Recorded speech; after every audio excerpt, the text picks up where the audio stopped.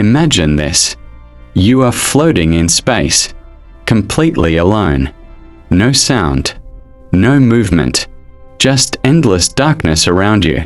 Suddenly, you start drifting, slowly at first, then faster and faster.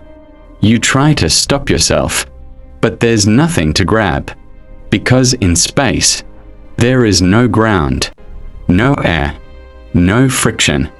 Once you start moving, you never really stop. You would keep drifting for hours, days, even millions of years, passing distant planets, dying stars, and cold, silent galaxies. And here's the terrifying truth. Space is completely silent. No one can hear you. No one can help you. Your oxygen would slowly run out. Your body would freeze in the extreme cold of space.